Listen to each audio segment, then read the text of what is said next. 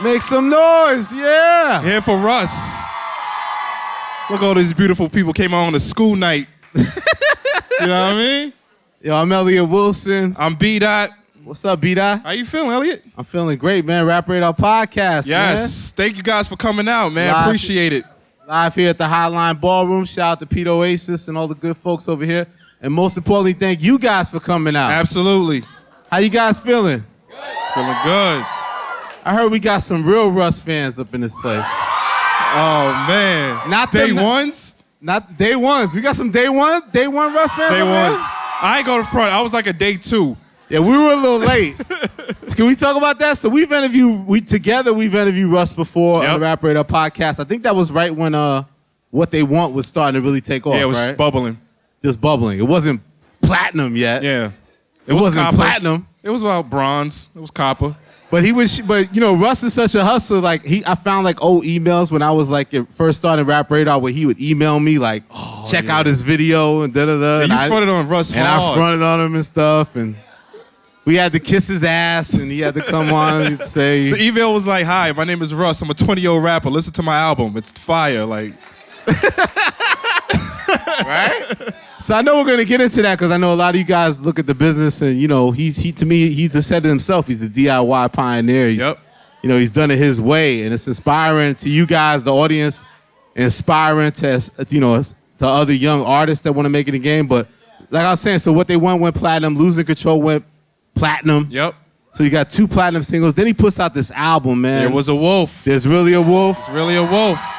Fire. One of the best of the year. I'm saying, and like a lot of the best songs you got, and it's funny because a lot of those songs, like he said, he would sell those records for free, but people ended up still copping them and selling, and like the album went gold. Yep. You got that album? There's Really a Wolf album, gold. Stream that on TIDAL.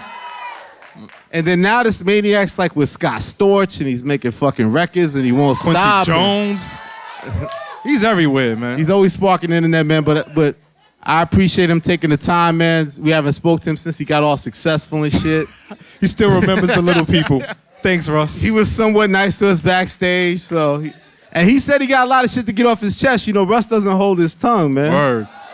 You into some controversial shit? You into some real talk? That's what they want, Elliot. We're gonna give it to the beat. Make some noise, man, to the Rap Radar Podcast. Russ! Woo! The DIY pioneer. Make some noise. Stand up for Russ. Stand up for Russ, baby. Show that love, baby. Yeah. You ain't gonna be shy, man. You ain't gotta be like we're in a fucking library. We want your energy. Yeah. We want you to, be part of the So should Russ sit over here? Or Russ, we want you over here, Russ. We want you over here, Russ. No, I'm sitting over here with you. You good over here? You good? Okay. Whatever you want to do. On one side, though. Yeah. $20 says that's not water. Is that water, Russ? Yeah, it's water. Oh, you jumping in with the questions? I can't do my job out here? So, Russ, man. How we feeling? Yeah. Yo, a lot of rappers can't sell out this venue for the shows. No, they can. They can, man. I'm just up here talking. Sold out seats to see Russ speak. It's my intro to the Tony Robbins lifestyle. You feel me? Russ, the last year, I don't even say last year, the last 6 months has been crazy, man. Like, yeah, wild. The album's gold, the singles are platinum. Talk about it. The tours are packed. Talk about it. What's life been like, man, since we last spoke? It's super surreal, bro. But like, you know, I can't lie and say, yo, I didn't see this coming. Right. You feel me? Like, I saw this coming, but it's just dope. All these people just fuck with me for being me. You know what I'm saying? So, absolutely. 1.2 billion streams. You're like... Billion. Say that motherfucker with a strong ass B. Yeah. I saw you say something too, like with the album, because a lot of times now, even with the album consumption, people like have the moment with the album. But like, you know, back in the day, albums would have very long shelf lives.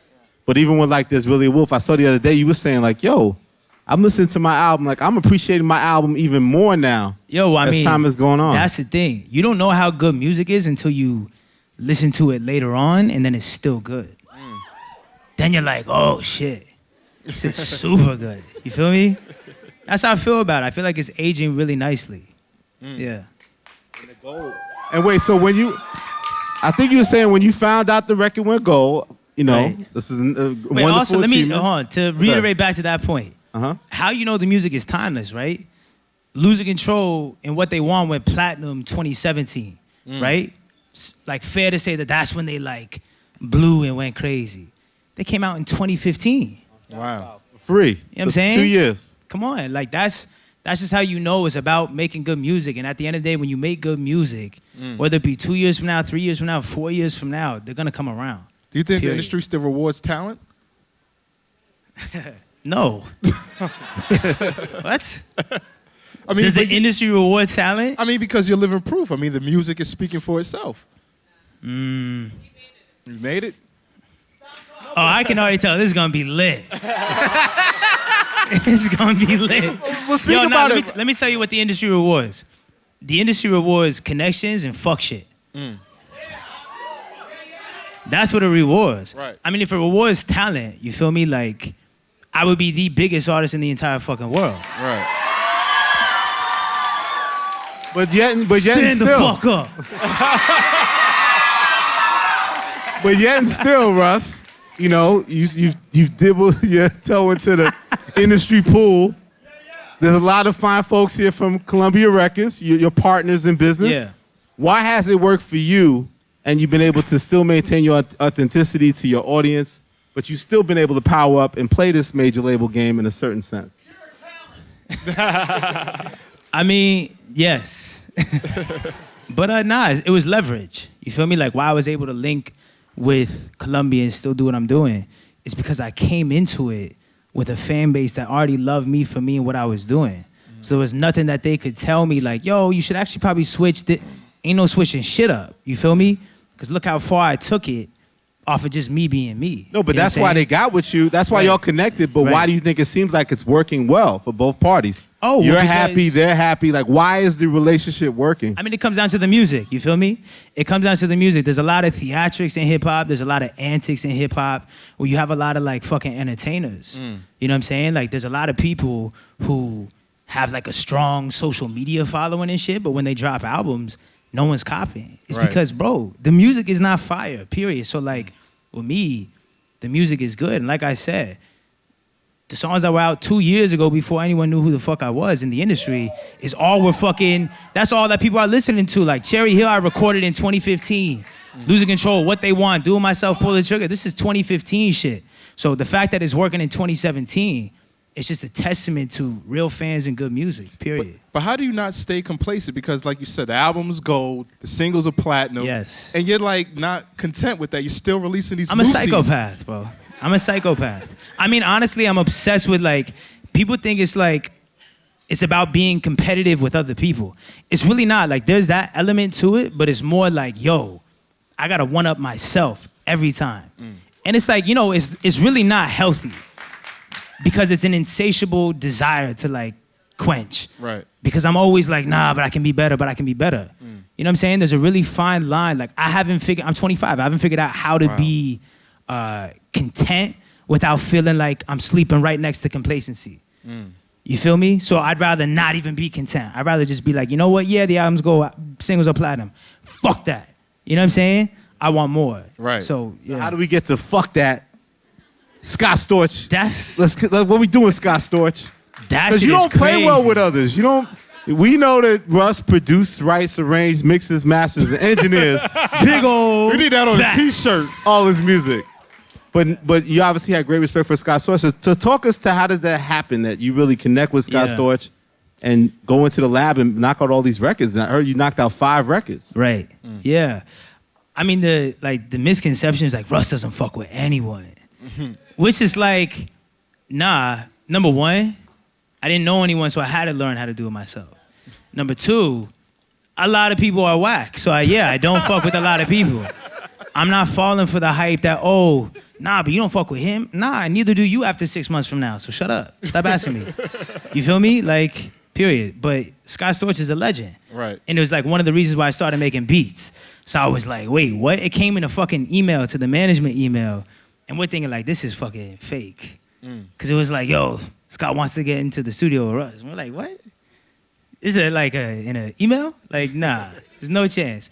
But, you know, it turned out to be true. We go to Scott's house, and, like, the chemistry was just crazy, so.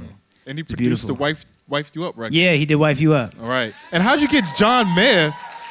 You got John Mayer doing guitar? John Mayer's a fucking legend.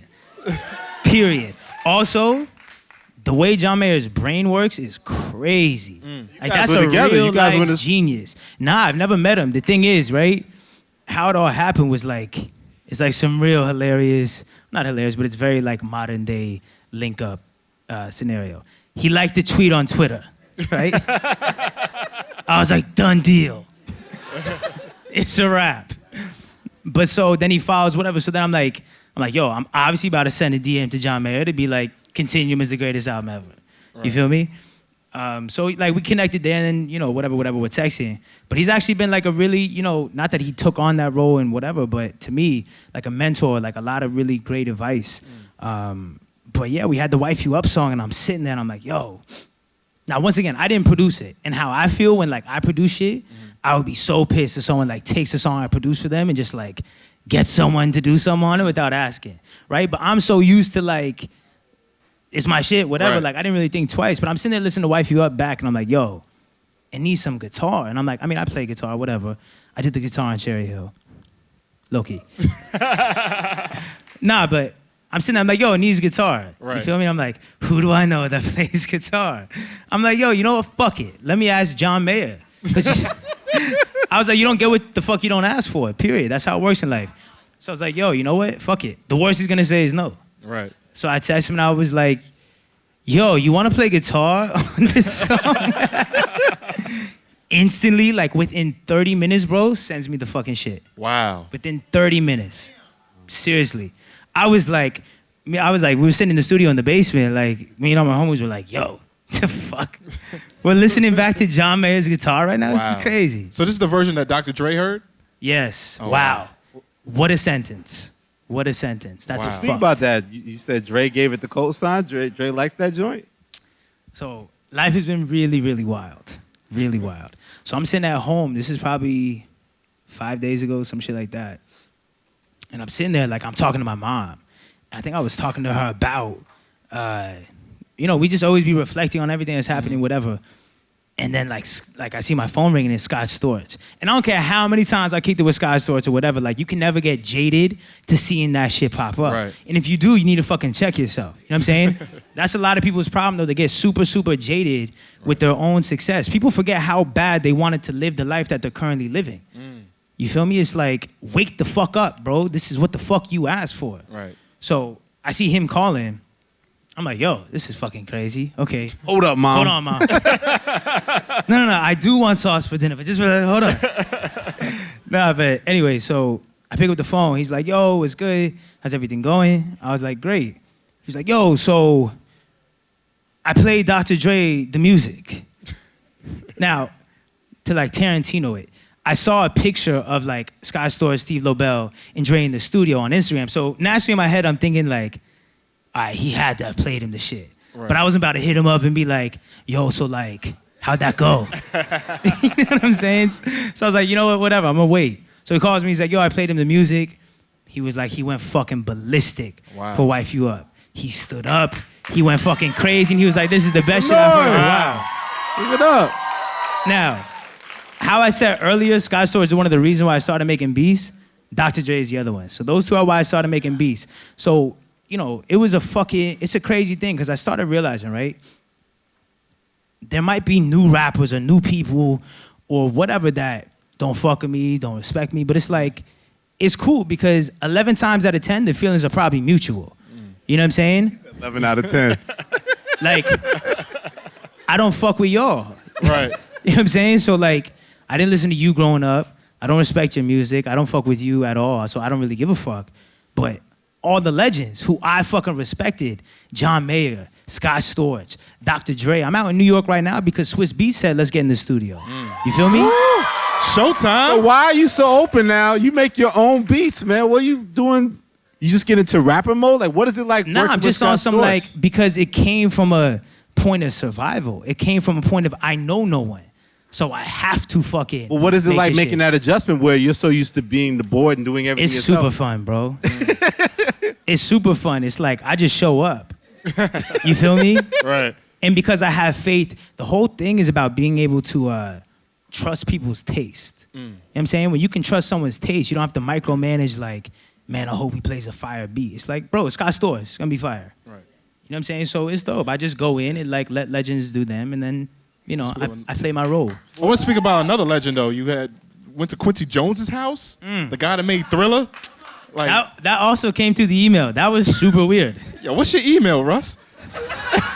Nah, I mean, is that the same management email is on the, you know, it's public. You feel me? But that was crazy, bro. We go to Quincy Jones's house and like, we walk in, it's like a fucking museum. I was like, bro. He's got like, I'm pretty sure he had like I don't want to like inaccurately depict it, but I'm pretty sure there was like a secretary working like in crib? the lobby of the house, right? There was like Wait, his house like a has front a lobby? desk. It's like, yo. I was like, where are we, bro? But you walk in, like the first thing you see is just like awards upon Driller. awards. Just so that in case you didn't know where the fuck you're at, like Right. this is where you're at. You're in this energy. You feel me? So it was crazy. Then we're like sitting in his, I'm sure one of his 9 million living rooms, and just like waiting for him to pull up. Pulls up in this crazy like silk robe, just like, I'm like, yo, he's got on like burgundy suede, like slide-ins. I'm like, that's me in like 40 years for sure. Yeah. So what y'all talk about? Just like Michael Jackson stuff? Just and, like, bro, he's super honest. Because I feel like if you're lucky enough and fortunate enough to reach that age of life, you don't even have time to sugarcoat shit, bro. You're like, I don't literally have like time to be bullshitted with y'all. This is what the fuck it is. Right. I really don't give a fuck if y'all fuck with it. Look at my fucking, you know what I'm saying? Like, here's where you're at in my house. Right. You can fuck with it or not. You know what I'm saying? Like, Right. y'all know like your grandparents are just like so blunt because it's like, yo, motherfuckers are like 85. You think we got time to be lying to you? You know what I'm saying? Ain't nobody got time to be lying to you at 85 type of shit. Right. So it was fire. It was a lot of like, it was Why so do you honest think that it was a bunch of shit like I can't repeat because it's like, there's no way people know that. It's like, it's crazy. What did he like about you? What did he say, or why did he reach out? I guess he just fuck with it. He's like a really like, I don't know, he's a legend. He's like, has that aura too. It's like, oh, that's some shit. And speaking of legends on the rap front, you were saying Storch was your favorite producer growing up. Eminem was obviously one of your favorite rappers. So you're in like Leeds, This is England, crazy. What a and you're hanging out with Marshall ridiculous Mathers? year. It's a crazy That idea, was crazy. man. And here's the thing, like you did a show with him. Like you could do a show with somebody. That don't mean you really get to meet them or hang out with them or. Well, the crazy thing with that, right?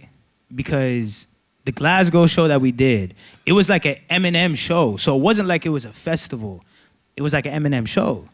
So I was already like amped off of that. And then we have the same international agent. So I'm sitting there, I'm like, yo, you gotta make this connect happen. You know what I'm saying? So we get to Glasgow, whatever, we're kicking it. And I'm like telling the agent, I'm like, yo, gotta like make this happen. We were telling him like weeks before, like, I gotta meet Eminem. This is literally why the fuck I started rapping. This was like the bug that bit me as far as hip hop. So I'm like, yo, you gotta like make this happen. He's like, yo, we're working on it, whatever. So Paul Rosenberg comes and says, what's up? You know that guy, So I'm like, Rap Radar. I'm like, all right, we're getting closer. You feel me? Like, we're getting closer. So I'm like, chopping it up with him, whatever. He's super cool, fucks with the movement. And I'm like, yo, I gotta ask. Once again, the John Mayer shit, like, you don't get what you don't ask for. So I'm like, I gotta meet Eminem. You feel me? Like, I gotta meet Eminem. He's like, I'm gonna talk to him and see what's up. So, didn't happen that night, right? The next night, we have a festival, like in Reading, UK. We're on the same bill. Once again, it's a fucking like wild goose chase. Like, yo, we gotta meet Eminem. Doesn't happen. And they were like trying to make it happen. We're like on the golf carts in the festival, like, because the agent calls and she's like, yo, you gotta get over here right now if you wanna meet him. Because these motherfuckers be on compounds in the festival and they lock down the compound. You're so separated. Yeah, Everybody's yeah. separated. So like, all right, yo, like get in the fucking golf cart, right? Like everyone in the fucking golf cart, let's go. But like, we're Trying to like, pull up. we're fucking like, you know, going 3 miles per hour, like, Try to get gun to it. fucking Eminem, you know what I'm saying? Fine, Eminem. And then we get the call like mid fucking golf cart, like high speed chase at 3 miles per hour, like, yo, not gonna happen. I'm like, It's like, yo, fuck. So the next day, You wanna we go have home? another festival with him in Leeds. I'm like, yo, all right, fuck all this shit. I'm telling Milan, my manager, I'm like, yo, I don't know how the fuck it's happening. I'm meeting Eminem tonight, bro. You know what I'm saying? Yeah. So I was like, all right, cool. Here's what we're gonna do. We're gonna just have to finesse it. You know what I'm saying? We can't wait on other people to like, yo, the go ahead, whatever. So we finesse our way into his compound. Shout out to the like lack of security in Leeds. Because Eminem's bodyguard has a bodyguard. Nah, but like, see, it wasn't Eminem's people that let us in. It was the festival's people. Oh, the motherfuckers that they just be hiring and just, you know what I'm saying, whatever. You just like flash some like, you know, you flash like a receipt from like Burger King. It's like, yeah, we're in. Nah, that's shitting on them. That's how people got here today. Nah, but like, so we finesse our way in, right? Right. So Milan hops out, and it's like, we were in communication with one of his, like his tour manager, but he's not hitting his back, so we're like, yo, okay. Milan hops out, we see the guy. Milan like walks up to him, whatever, they talk. And wait, he told you like, come back later, come back after your set. I was like, man, this is that fucking runaround shit. Like, fuck, here we go again, whatever. So we did. Right after the set, we just go back and we pull up again, finesse our way back in again, because they still didn't know who the fuck we were. Finesse our way back in, and we just hop out, we're just like standing there, and then they're like, yo, come on, come with us. So then like, we walk back and Eminem is there, and it was like, yo, that's persistence in a nutshell, you feel me? But I was like, yo, this is how I came up. This is the whole shit. Was he familiar with the music and all that good stuff too? So craziest shit, right? I don't even know like what better of a first impression you could have of Eminem other than this. We walk back, you know, it's like a compound, right? So it's like, imagine like trailer type of shit. Right. And there's a tent like in the middle of it, right? And you just see Eminem and Royce the 5'9" sparring. Oh, they're getting their joints up, yeah. I was like, Boxing? they're sparring. I was like, yo, this is crazy. I was like, this is the flyest way to meet Eminem. Right. And then I'm thinking like, did they plan this? Because I would do some shit like, yo, if he's gonna meet us, we gotta be doing the most like, Right. Gotta be throwing left hooks. like crazy. You just come back and I'm fucking like, whatever, like skiing. I don't know, whatever the fuck it is. But anyway, so he's sparring, then he takes the gloves off. This was right after the Conor McGregor shit. Oh, so he literally had gloves on. Gloves. This is what I'm saying. I was like, yo, this is crazy. Like, this is really wild. It's like, all right, cool. Takes the gloves off, but they were like super, super cool. Wow. Super cool. Dope. Really humble guy. Yeah. You were saying like also J. Cole. Also, not to cut you off, but the craziest shit was that before that, right? It was the Sky Store shit, or was Sky Storage after that? After. Okay, but Eminem, like, I'm sitting there talking, I don't know if he really knows this shit. Right. I'm just like, whatever. But he's like, yo, we saw your Funk Flex shit. It was crazy. Wow. I was like, what? Freestyle. And like I said about the J. Cole shit in that other interview, I fanned the fuck out, period. I was like, bro, I don't give a fuck about any of this shit. You're the reason why I fucking started rapping. Like, you're a fucking legend. Motherfuckers don't be telling people that they're a legend until they're dead. I was like, fuck all that shit. You're fucking epic. Fuck everything. Right. You know what I'm saying? Ran up on Cole and said that. Yeah, like, I'm like, yo, like, you're a legend. He's like, bro, you're on your way. Funk Flex shit was crazy. I was like, oh, Cole said that too? No. This is the Eminem shit. Yeah. J. Cole was super cool too. J. Cole's a legend. But you definitely give people their props, man. Like, I think you get this. I think a lot of people are scared to do that though. Yeah. It's anti macho pride. It's like, yeah, he's nice, but like only in private. You feel me? I think that bugs people out because I think your reputation is this guy's so super confident. He's always saying how good he is. Right. He's got a chip on his shoulder, whatever. Right. But at the same time, you give it up to other greats. You don't understand. Like, and I'm you a psycho you fan hate of when people don't give legends the respect, right? Facts, bro. Facts. I mean, the thing is, like, I'm a psycho fan of people. So, like, you see, have y'all seen that video of DMX and Rakim? When DMX met Rakim, yeah, and DMX is going crazy, like, no, like, he starts rapping his lines and shit. Yeah. It's like, yo, if DMX is not too cool to fan out, no one is. You feel me? Right. Because DMX is a fucking coolest legend ever. But, yeah, I mean, a lot of people, they wait for people to die. You know what I'm saying? And they wait to do the RIP shit. But it's like, why? Why don't you let people smell their fucking flowers when they're here? Right. You know what I'm saying? Like, Michael Jackson, butt of everyone's joke. You know what I'm saying? Everyone's joke. And now it's, don't you dare say anything bad about Michael Jackson. Right. Shut up. You were saying something bad about him before he died. Right. Everyone was. You feel me? So my whole thing is. You don't like how Lil Wayne doesn't get the respect? Lil Wayne gets no fucking props. You know who else is like, you know who else people need to really start putting respect on, period, is Nicki Minaj. Period. Why you say that? I've been like noticing, I'm like, do people not know that like Nicki Minaj has birthed like so many females? Not even just in rap, but like the look, the whole everything, just in She held it women down for a long time. It's like, and you gotta really do your research. Like, she's been like that shit for mad long now. Like, let's not act like she wasn't on a Jay-Z and Kanye song and didn't arguably have the better verse. Yeah, she had the best verse. Come on. She convinced me. But it's like, what are we talking about with that? Right. But you know what it is? If you live long enough for people to not fuck with you, guess what? They won't fuck with you. It's that simple. Right. Why do you think everyone in the 27 club is so cherished? Because they lived till 27, bro. Right. How old was Eminem and Jay-Z when they put out their debut? 26? 27, yeah. It's like, come on. But you talk about respect a lot, man, and getting your props. Like, I was listening to your record, The Game, and you said, like, fuck MTV for snubbing you and shit. Yeah, MTV doesn't know shit about shit, and they can suck my dick. But who do you think that, like, snub for what? Like MTV, the VMAs, or? Yeah, the VMAs. What do you think category you got snubbed in? How am I not in the best new artist? Shout out, Khalid should definitely be up there, 100%. SZA for sure. Say it again, Khalid for sure. Khalid, like, SZA. that's not a knock to everyone in the shit, but the fuck, how, like, and this is no disrespect, like, that's the thing, right? People want to take my words and get so offended and think that I hate this person and I don't respect what you've done with your life or career. Like, shout out Young M.A. and like she's getting it, you know what I'm saying? But let's be real. How on earth are you a 2017 best new artist and not me? That doesn't even make any sense. That's just like this is like from the bird's eye view speaking on this shit. Have you even dropped a song in 2017? You feel me? That doesn't even make any sense. So that's how you know it's just some fuck shit. You know what I'm saying? And that's not a disrespect. I know motherfuckers are gonna cut this clip and only show that part and be like, there's beef. It's Russ. It's really not. Right. Yeah. That Uso, she can rap. She's dope. Yeah. But I'm just saying, like, when you look at it from a fair standpoint, it's like, yo, that just doesn't even make any Yeah, sense. it seems like these new songs you're putting out on SoundCloud, it's like a lot of it you getting shit off your chest. Like, well, yeah, because seeing this is shit you don't is a like. new phase. I feel like music is about catching time in a bottle type of shit. That's what it is for me, at least.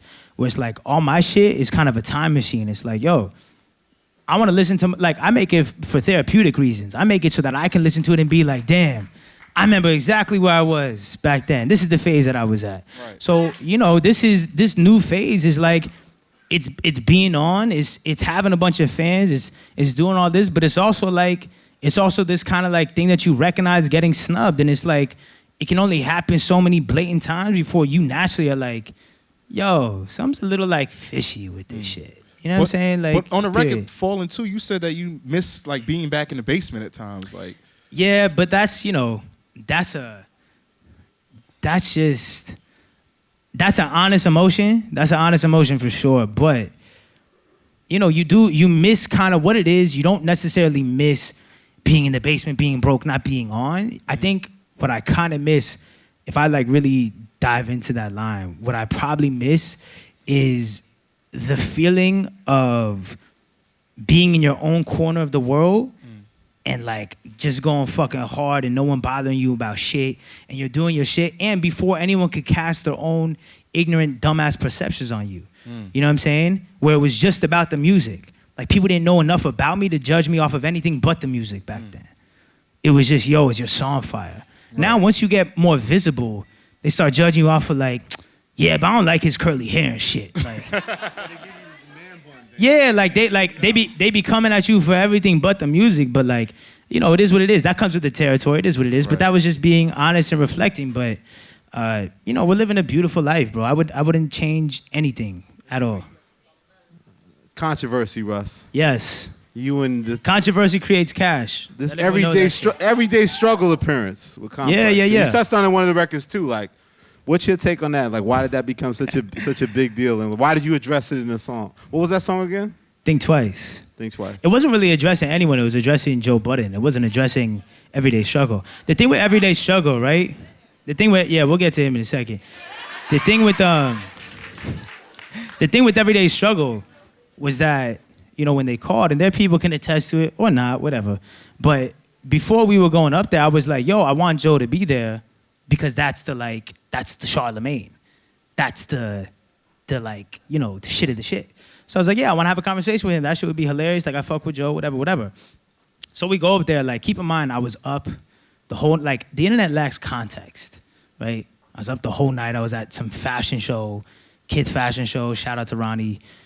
Perform. So I got 30 minutes of sleep type of shit, 6 a.m., whatever. But we're doing this shit. It's a fucking super informative interview. Mad gems. But because they want to take only a minute of an email question, people are going to not watch the rest of the interview. A lot of people are just going to see the 1 minute clip of the email shit on Twitter and be like, man, you went up to Everyday Struggle just to talk about an email? It's like, no. You went on Twitter just to watch 1 minute of an hour-long interview to try and judge the whole shit? Right. You know what I'm saying? When really, it was I was laughing when I was saying, I was like, Nadeska, I still love you. You know what I'm saying? I wasn't really tripping like that. I was honestly sitting there, doing the interview. We were getting into conversation. And when I get into conversation, I be speaking passionately. Sometimes I lose, what I was really trying to talk about because I be, in the conversation, in the moment. So then, she kind of let a notion go that time was running out. So I was like, oh wait, I got something I want to say though. But it wasn't I'm sitting there the whole time yo, I'm waiting for her to slip up. You know what I'm saying? That was just crazy. That was crazy to me how that shit went. But even after the interview, we were all cool with it. But then after the cameras went off, backstage shit, I was like, yo, Nadeska, I was like, it's all good. Everything is cool. I was like, give me a hug. She's like, no. Oh, man. And it's and I get it. You got to do your thing, whatever. But even after that, I told my publicist, I was like, yo, telling Nadeska I want to call her and just apologize if you felt I was coming at you and whatever. I was trying to have a conversation because, like I said in the shit, I'm not too big for a conversation. Right. I'll have the conversation and be like, yo, sorry if I offended, whatever the fuck it was, we could talk about it. She didn't want to talk to me after that, so it is what it is. But I'm not tripping. That shit was a fucking. That was 1 minute. You didn't like Joe Budden's comments after, I guess. That's why was he addressed then? Yeah, we'll talk about. The thing with him, right? The thing with him. The thing with Joe Budden is that at the end of the day, I fucked with Joe Budden. I wanted to go up there and have a conversation with Joe Budden.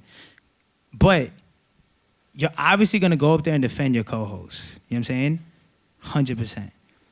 You crossed the line when you did the whole, get this fucking Wolf album the fuck out of here. You're doing too much talking now about the music. And so, unlike you, I'm not going to fucking sit on a fucking YouTube show and gossip. I'm going to just go to the booth. I'm not going to get at you on Twitter. I'm not going to get at you on a fucking whatever. I'm going to the fucking booth. Right. You feel me? Period. On another note, you got your message out on a T-shirt. That shit. Hold on. Hold on. Get to that. Hold on. But, yeah. The other crazy thing with Joe Budden, right? The crazy thing with Joe Budden wants to play this whole, I'm retired. That was his choice. Right. And that's that cop-out shit. Nah, I'm retired. I can't give him bars. I'm retired, man. No. We retired you from our speakers and headphones, bro. What are you talking about? About to get a new Joe Budden record. How you gonna say you retired when you were active? No one gave a fuck. You did 5K in your last album in the first week. But is it unfair? Ain't nobody fucking listen. Nobody's checking for Joe Budden's music. He knows that, which is why he has to fucking retire. Ain't nobody checking for Joe Budden. To be fair, though. Nah, come on, okay. No, I hear what you're saying. Yeah. Can I get a drink? No, but it's... Nah, I need a drink. We run into this even with him and Chance the Rapper, right? That show's become a big outlet. We're now in a situation where, where Charles Barkley's on inside the NBA, somebody that played the game, critiquing the game. Do you think there is a place for it, or do you think he's not going the right way? There's a really great place for it. But Joe Budden is not Charles Barkley. Joe Budden is Eric Dampier. You want to compare Joe Budden to Charles Barkley? The T-shirt. But also I'll tell you why that's a problem. It was cool you kept it on you talked about the music, you defended Nadeska, but then you brought my family into it, you brought my dad into it. As a grown-ass man, you crossed the fucking line. Talk about that. Period. You crossed the fucking line. What is all this? You're an industry plant, someone helped set you I'm up. so glad you all asked this fun this dumbass shit, so we can clear it up. What is it? It's like in the in the bowels of Boxton in the bottom of the like underworld community. Industry plant. If you're a plant, you're like a fern. Let me tell you something, right? The idea that I'm an industry plant, for people who don't know what the fucking industry plant is, my definition is someone who goes through the industry to get the people instead of going through the people to get the industry. Absolutely. Right? You were placed in this position. Right. Through connections. So there's people who's like, yo, you're an industry plant. Your dad's got a business with Columbia and your mom's a music exec. Like this crazy shit. I'm like, okay, if that was true, why did I drop 11 mixtapes, badger bloggers on the internet for years, and drop 96 songs for free if I had connections? Why wouldn't have I just gone straight to the shit? You know what I'm saying? And all that is, that's like real hater energy. A hater isn't just someone saying like, your music sucks. A hater is someone who really does not want to see you in that position, and they'll do anything to bring you down. And at the end of the day, those people didn't like me anyway, for no reason. And so what losers and hater-ass energy does, they create a fake reason to confirm their own fear and insecurity. Like, you know what? I didn't like him. I didn't have a reason to like him, so let me create this thing. And yeah, that's why I don't justify like it. To justify your own dumbass shit. But the reality is that there's no truth to it. Someone's like, look at his dad's LinkedIn. Okay. Now what? Where does it say anything? You feel me? Like, what does your dad do? And then how did he feel about your pursuit of a music career? This is why I have a massive problem with everything, right? Because to put me in a position where I have to make my dad look any less of an amazing person that's why I have a problem with Joe Budden. Because you're a clown. Joe Budden is a clown for trying to bring my dad into some shit that's an innocent bystander. And you're a rapper. And so you should know that there's fuck shit on the internet, which is just rumors. So you've been sitting in that chair for too long. You forgot that. So for you to go up there and be talking about rumors and shit, like you're fucking dippity fucking do on E! News talking about just dumbass rumors is crazy, bro. But the shit with my dad, he worked at an advertising agency when I was in high school, right? My mom was a teacher for like a year. Then she was a substitute. And then my dad split. There was differences. So he dipped. He tried to start his own business. And it didn't go well. You feel me? It wasn't going as he planned. Because anyone knows if you're trying to start your own business, it's not as easy as it fucking sounds. Right. You know what I'm saying? Especially in advertising shit. It's like, advertising is if you don't have clients, you don't make money. You feel me? So when he was at the advertising agency when I was like 16, that company, you know, they did business with Texas Pete or Great Clips or whatever. And so he worked on those projects, but afterwards he tried to start his own company. Didn't really go that well. Luckily, this is where the song Titanic came from, if anyone knows that shit. But Day one's here, baby. Absolutely. But this is where the song Titanic came from, which is as soon as the ship was sinking, where it's like my dad trying to start his own company and it's just not working, like the money's fucked up, you know what I'm saying? There's no clients. And it's like, yo, luckily the rap shit took off and kind of came in and swooped in. But me even having to fucking tell people that my dad is trying hard to start a business, but it's not going well and it's not successful. Me even having to say that because someone wants to say some fucking fake ass shit about my family. Now you have a real fucking problem with me, and people don't need to like, oh, Russ, who are you? Like, what are you gonna do? Like, look at you. You gonna fuck somebody up? Y'all should know by now, like, this is not where it ends. You feel me? Like, you don't have to worry about me. There's other people who want to fuck you up. You know what I'm saying? Right. Why are you so concerned about me as if like I'm the only person in my contact list? You know what I'm saying? And that's not a threat. That's just like anybody who with any sense should know that shit. So, but people making me have to defend my dad's maybe like rough go at starting a business because y'all want to say fake shit is fucking ridiculous, bro. To put me in a position to fucking make my dad look like less than what he is crazy. Right. The other controversy, the T-shirt. The T-shirts. It was like a PSA on your shirt at the festival. What did it say again about how many Xanax you Xans dummies? and leans you have to take before you realize you're a fucking loser? Hey, sorry, Russ? One more time, Russ. I spoke over you, sorry. How much Xans and leans you have to take before you realize you're a fucking loser? Facts. What inspired that, Russ? The thing with that, right? I wasn't talking to anyone other than my audience. And that's the reality. I was talking to my fans because I lost a really great friendship, a best friend in high school to heroin. You feel me? So, and I don't talk about that shit ever, but that's what I'm saying. Everything lacks context. You know what I mean? But I was around when he was. I went to college for like a semester before I went to college for like 2 weeks. But I went to college for like, no, because I did like a semester here, and then I was like, fuck that shit. And then I did like 2 weeks somewhere else, and then I was done forever. But I was with him at like parties and shit where like people were offering him shit, and he was the kind of kid who was like, man, I just kind of like want to be accepted, and I want to be the only kid in the room not doing shit. And I had to kind of be there to be the voice of reason, be like, bro, like, no, what are you talking about? Like, don't do it. What the fuck is wrong with you? Right, and he wouldn't do it. So then I left, I dipped, whatever, and he got on the shit.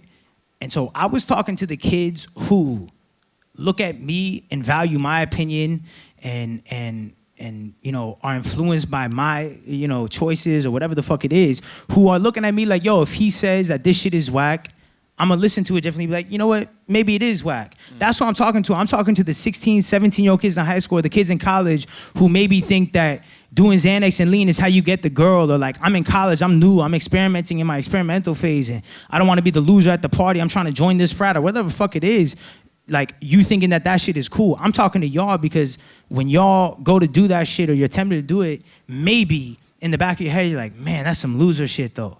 And that's what I was doing it for. You know what I'm saying? And I don't need hip hop to co-sign. I don't need anyone to co-sign it. The thousands of DMs I got from kids who are literally like, man, I was about to go do that shit, but then I was like, man, fuck that shit, because you're right, it is some loser shit. Even if I change one person's idea about doing it, mission fucking accomplished. So everyone who got offended, that's your fucking issue. Take that shit up with yourself. I mean, that's very true. But then I feel like, though, it did shift it once that reaction came, and on social media it turned into you also saying that you may not like that a lot of music represents that kind of recklessness. Yeah, right? well then, yeah. So then I took it a step deeper and was like, you know, we got to really look at the landscape of the content of hip hop. And there's a lot of, I love this guy. There's a lot of, that's turned up. There's a lot of glorification of Xanax and of lean and of all this shit. And it's like, I get it. You didn't sign up to be a role model, whatever, but you got to be responsible enough to realize that whether or not that's what you signed up for, I'm not a role model. That's everyone's cop-out. I'm not a role model. You're a role model, bro. Right. That's what comes with the dinner. You feel me? You know what I'm saying? Like, I don't care if you want a cup of water and you ask for wine. Like, I'm going to just give you a cup of water. Right. That's what comes with it. You know what I'm saying? You are a role model. People look up to you and are influenced by your decisions, content, everything. And I'm not sitting up here like a preacher, like, I don't fucking drink, that's gin in my cup. Like, I don't fucking sit and drink, Right. and I don't fucking smoke weed sometimes. You know what I'm saying?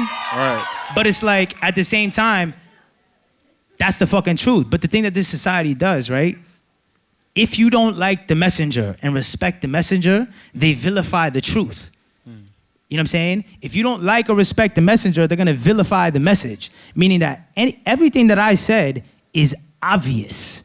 Obviously, Xanax and lean is not the shit you should be doing. Period. That's an obvious thing. But if you don't respect me or fucking like me or whatever, and you're just like, fuck him anyway, you're gonna try and vilify that truth. But, you know, it is what it is. At the end of the day, I'm out here trying to see 80. You feel me? So, you know. That's definitely that needs to be discussed more in hip hop. Yeah, and I know how you feel about, you know, the narratives in media and culture, things like that. What do you think right now the narrative should be in media right now? What the narrative should be in media? I mean, people need to understand. Or Russ coverage. No, but but like honestly, the people need to understand that the media is money. You feel me? So they have to do shit to generate money. Everything is about money. So do you get more money in advertising via clicks by covering your local lyricist with 2,000 followers? No. So why do you think that they follow fucking, you know, Lil Retard or whatever the fuck it is? You know what I'm saying? Nah, but seriously, that's not a diss to anyone. It's just like, it is what the fuck it is. Little retard. You feel me? but it's like... That's kind of catchy. Sounds like a real rapper, too. I guarantee you the next 20 years there's someone named Lil Retard, bro. All I did was give him the inspiration right there. I want 20%.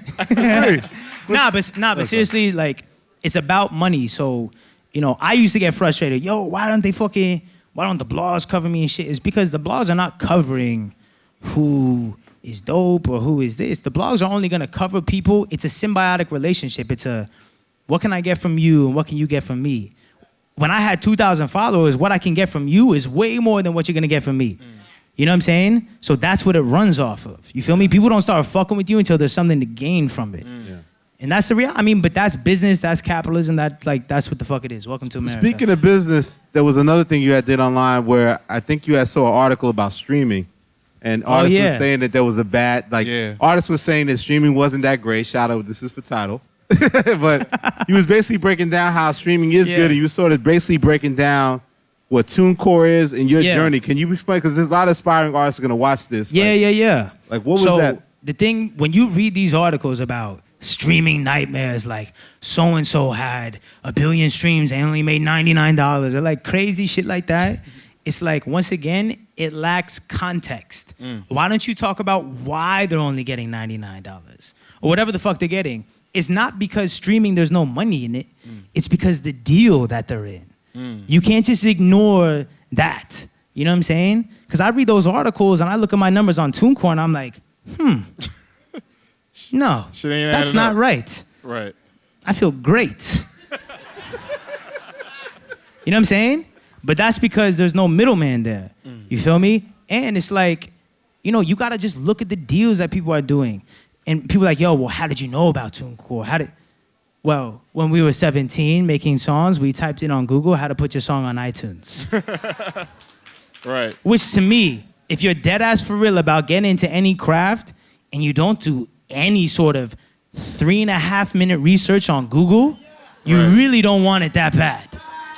You know what I'm saying? You really don't. It took us 5 minutes to figure that shit out. And then, like, we've had a TuneCore since 2011. Wow. You know what I'm saying? So my whole shit is on TuneCore. Minus the album, you know what I'm saying? But so I look at shit and I have a frame of reference of like, yo, these streaming like nightmares are just lies. It's people who are in shitty ass deals with no ownership. It costs $9.99 to upload a song on TuneCore for a year. That $9.99, that $10 investment can make you millions. Right. Go find me a better investment than 10 to $1 million. You feel me? Right. Now, the thing is, shout out to like DistroKid or whatever. People are like, yo, but what about... I don't really know about them. I just speak on what the fuck I know. So another distribution. Yeah, another distribution thing. But TuneCore is a digital distribution platform where you go service, TIDAL, and all those platforms. You upload a song for $9.99 and you're on Spotify, Beats, TIDAL, Apple Music, everything for $10. You feel me? So that whole like, I would always get fucking like super confused when I would see these artists, those ones that would like blow up with one viral song, and then you see it on iTunes with a label. I'm like, why didn't you just have it on TuneCore? Right. You'd be caking. You feel me? Like, it's just like, you know, but it's lack of education on the field that you're trying to get into, which is no one else's fault but your own. You know what I'm saying? So I don't have any sympathy for artists getting taken advantage of. You have the internet. You post on Instagram. Right. Use Google. You feel me? Like, use Google. I don't have any sympathy for like, man, I was in a really bad deal and like, you had Google, right? You know what I'm saying? And you still look at your number. You said it's a weekly thing too, Every right? day I look at my numbers on TuneCore. Every day. Wow. Every day. TuneCore is an online bank account for your own fucking operation. Right. You feel me? Fridays are paydays. So what was it like, you know, at that time when you had that song, you know, Talk Up? You're talking about like how you got booked for a show. Talk Up, crazy. Talk Up. Yeah. So you were...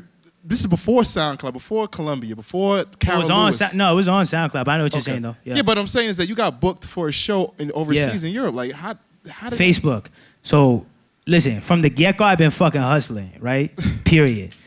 So, when I had a personal Facebook, right, which I don't have anymore, I haven't had for years, but when I had a personal Facebook, I was that person, like, messaging everyone. Check this out, check this out, check this out. Because I was like, yo, wait a second.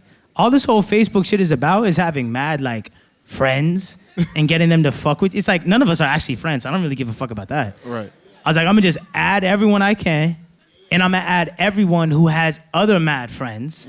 You feel me? Now, you got to keep in mind, this is 2010, 2011 shit. Instagram came out 2010. So, like, people need, once again, context. You got to understand the world of social media was way different.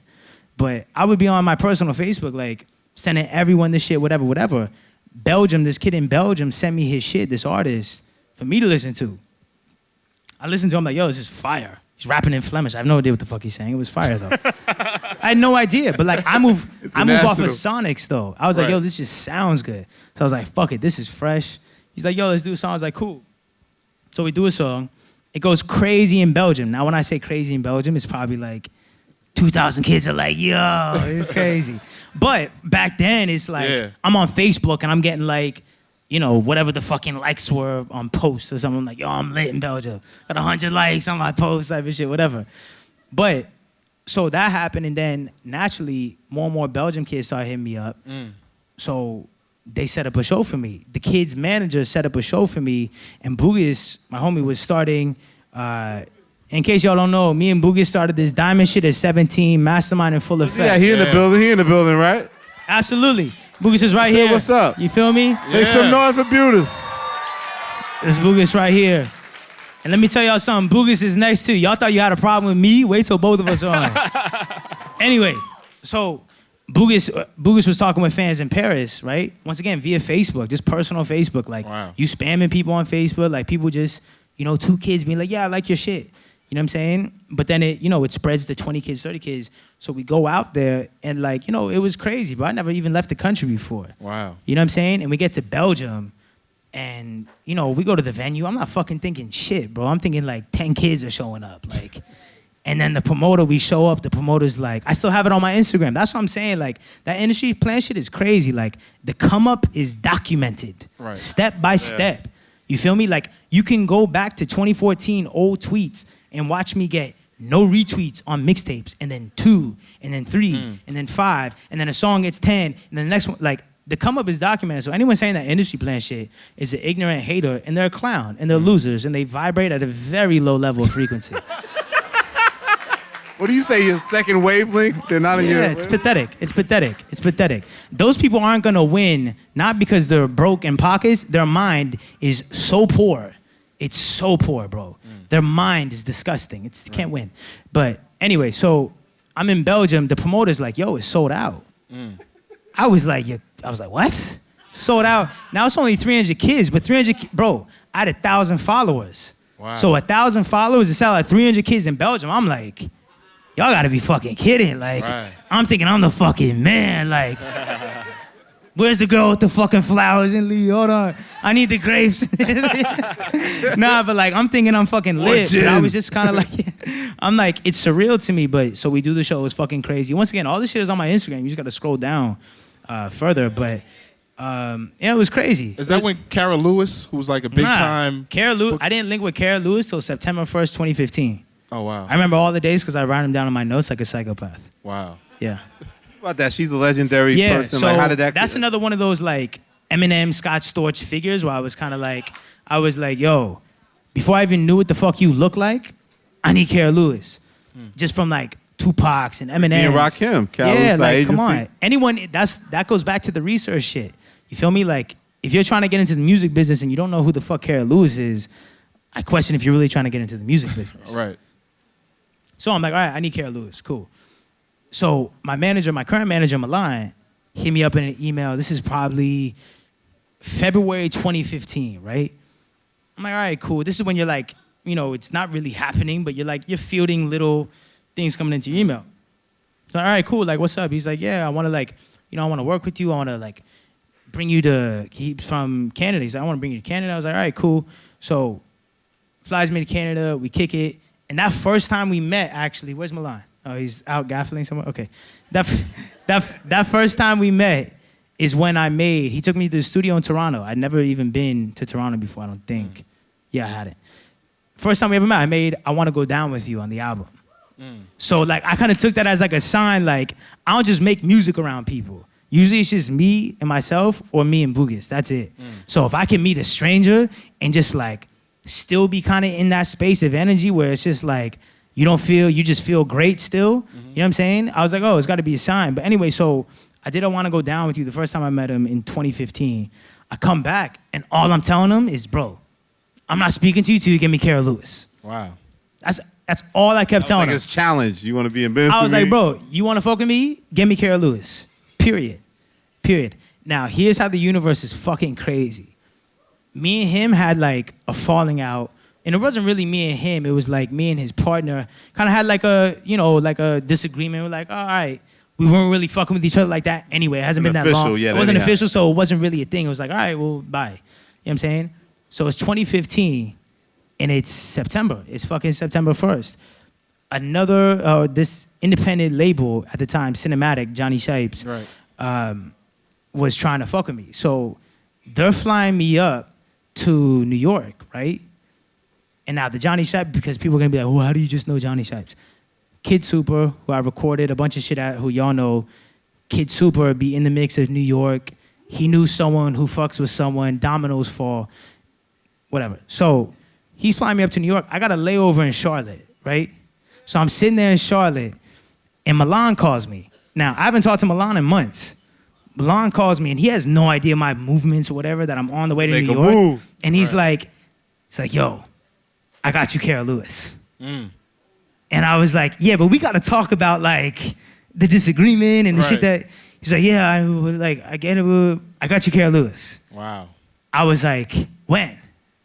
And he has no idea that I'm flying it. He's like, today, 4:30. I'm on the layover in Charlotte, about to get on the flight, the connecting flight to New York, and I land at fucking 4. Wow. So I'm like, yo, and you can ask Cara, you feel me? Like, I go to Cara's office with bags in hand. That's the first time I met Cara. Wow. I had the luggage in hand. I was like, going there, but not for that. I was going there, but not for Cara Lewis, but then all of a sudden it turned into that. So then I fucking go to meet Cara with bags in hand. I'm like, yo, you're a unicorn. That's the first thing I told her. You're a unicorn. I think I still call her a unicorn. How did he do it? He just he knew her apparently. Yeah. He kept telling me, but when you don't know someone, you don't trust it. Right. But the only way you trust somebody is by trusting them, which is a very fucked thing.